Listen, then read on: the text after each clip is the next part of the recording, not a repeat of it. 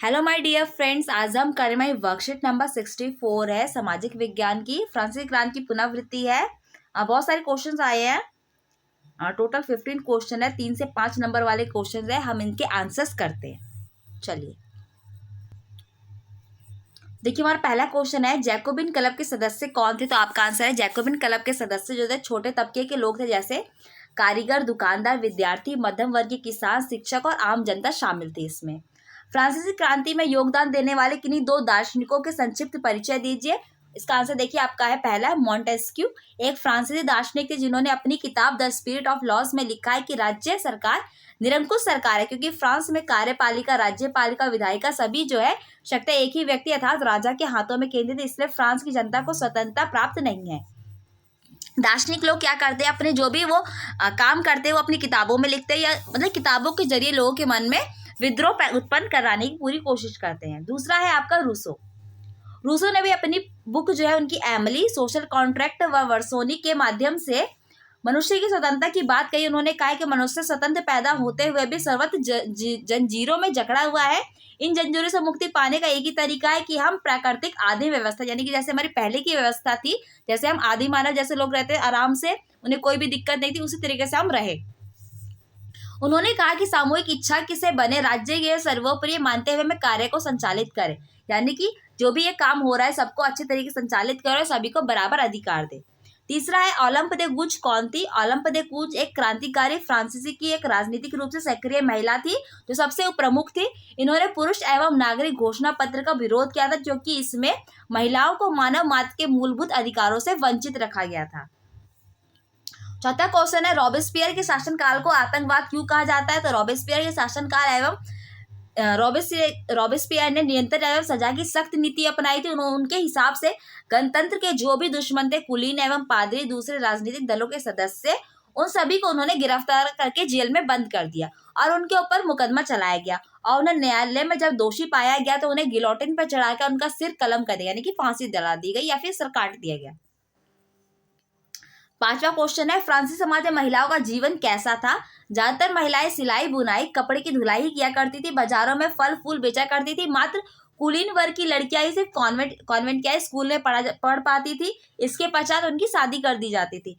कामकाजी औरतों को अपने परिवार में पालन पोषण करना होता था, खाना पकाना, बच्चों की देखभाल और पाव रोटी लाना होता था। यानी महिलाओं का जीवन वहां पर बिल्कुल भी सही नहीं था। छठा है फ्रांस के तीनों स्टेट का संक्षिप्त वर्णन कीजिए। प्रथम स्टेट पादरी वर्ग है, द्वितीय स्टेट कुलीन वर्ग है, तृतीय स्टेट बड़े व्यवसाय, व्यापारी, अदालती कर्मचारी और वकील। तृतीय स्टेट में ये पूरे तीन है, तो तीनों क्या है अलग अलग आप लिखेंगे। पहले वाला जो है थोड़ा बड़ा वाला है, थोड़ा अमीर वाला है, दूसरा है किसान और कारीगर, और तीसरा है छोटे किसान, भूमिहीन मजदूर और नौकर। सातवां है दुनिया के लिए फ्रांसीसी क्रांति का क्या महत्व है। तो आपका आंसर सबसे पहले फ्रांस में ही राजतंत्र के खिलाफ आवाज उठाई गई थी। इसके बाद पूरे यूरोप में क्रांति फैल गई। जितने भी निरंकुश राजा था उन्हें हटाया गया, कई सारे आंदोलन किए गए, जगह जगह क्लब बनाए गए, क्रांतिकारियों की क्रांति रंग लाया और प्रजातंत्र स्थापित हो पाया।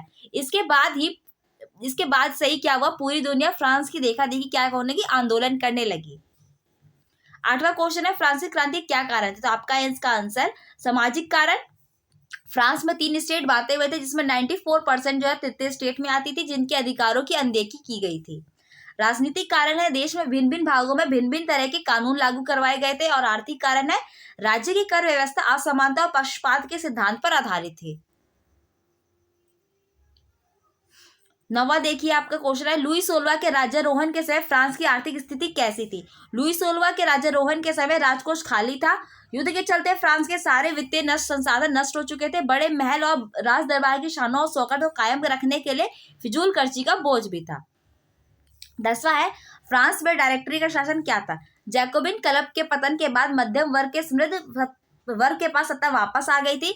नया संविधान लागू कराया गया। इस संविधान में 2 चुनी गई विधान परिषदों की व्यवस्था की गई, जिसमें 5 सदस्यों वाली एक कार्यपालिका डायरेक्टरी का नियुक्त किया गया। डायरेक्टरी जो थी उसके लोग लायक नहीं थे, वो भ्रष्टाचारी भी थे और वो आमतौर पर क्या करते थे, लड़ते रहते थे।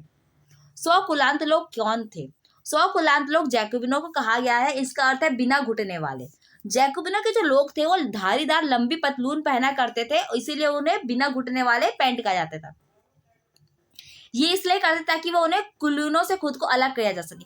कुलीन वर्ग के जो लोग थे वो लंबी और टाइट पैंट पहनते थे, और जो जैकोबिन्स के लोग थे वो धारीदार यानी कि लंबे लंबे धारीदार पतलून पहनते जो कि ढीली ढीली होती थी, उसे बिना घुटने वाले। घुटने का मतलब क्या है कि जो उन्होंने पैंट पहन रखी है उसमें क्या है, घुटने पे कोई भी टाइटनेस नहीं है, इस वजह से कहा जाता है बिना घुटने वाले।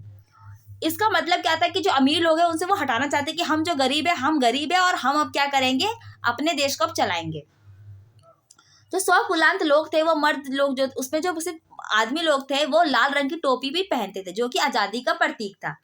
12वां क्वेश्चन है, राजतंत्र और गणतंत्र सरकार में क्या प्रमुख अंतर है। राजतंत्र सरकार में राजा महाराजा द्वारा शासन किया जाता है, जिसमें लोगों को कोई भी निर्णय लेने का अधिकार नहीं था। गणतंत्र सरकार में सत्ता लोगों के हाथों में थी और लोगों को पूरा अधिकार था कि वो अपने प्रतिनिधि चुन सके और निर्णय में खुद की मंजूरी भी दे सके। 13वां क्वेश्चन है कि 18वीं शताब्दी में फ्रांस में दास प्रथा क्या स्थिति रही और उसका अंत किस प्रकार हुआ। 18वीं शताब्दी में फ्रांस में दास प्रथा रही। नेशनल असेंबली में काफी लंबी बहस हुई कि व्यक्ति की मूलभूत अधिकार उपनिवेश में रहने वाले प्रजा सहित समस्त फ्रांसीसी प्रजा को प्रदान की जाए या नहीं की जाए, यानी कि वहां पर जो उपनिवेश वाला एरिया है वहां पर जितने भी दास है उन सबको आजादी दे दी जाए कि नहीं दी जाए। दास प्रथा का उन्मूलन 1848 में हुआ था। चौथा क्वेश्चन है आपका, लुई 16 के अंत के बाद फ्रांस एक संवैधानिक राजतंत्र कब और किस प्रकार बना। लुई 16 के अंत के बाद फ्रांस में संवैधानिक राजतंत्र डायरेक्टरी के शासन के अंत के बाद 1799 में नेपोलियन द्वारा हुआ। डायरेक्टरी के शासन को खत्म करने के बाद नेपोलियन ने फ्रांस का राजा बन गया और शासन की समस्त शक्तियां उसके हाथों में आ गई। 15वां क्वेश्चन है आपका, फ्रांस में राजनीतिक में नेपोलियन बोनापार्ट की भूमिका को लिखिए। नेपोलियन ने 1799 में फ्रांस का राजा बन गया था। इसके बाद उसे संपूर्ण पश्चिमी यूरोप पर विजय हासिल की थी। नेपोलियन ने नेपोलियन संहिता लागू करवाई, जिसमें जनता के लिए नए नए कानून लागू करवाए। नेपोलियन को गरीब लोगों और मध्यम लोगों का समर्थन मिला। नेपोलियन ने फ्रांस की सीमा को भी काफी आगे तक बढ़ाया। ओके फ्रेंड्स, यहाँ पे हमारा वीडियो कंप्लीट होता है। आई होप आपको वीडियो अच्छा लगा, उसे लाइक कीजिए, कमेंट कीजिए, शेयर कीजिए। और भी वीडियोस देखने के लिए मेरे चैनल को सब्सक्राइब कीजिए। Thank you.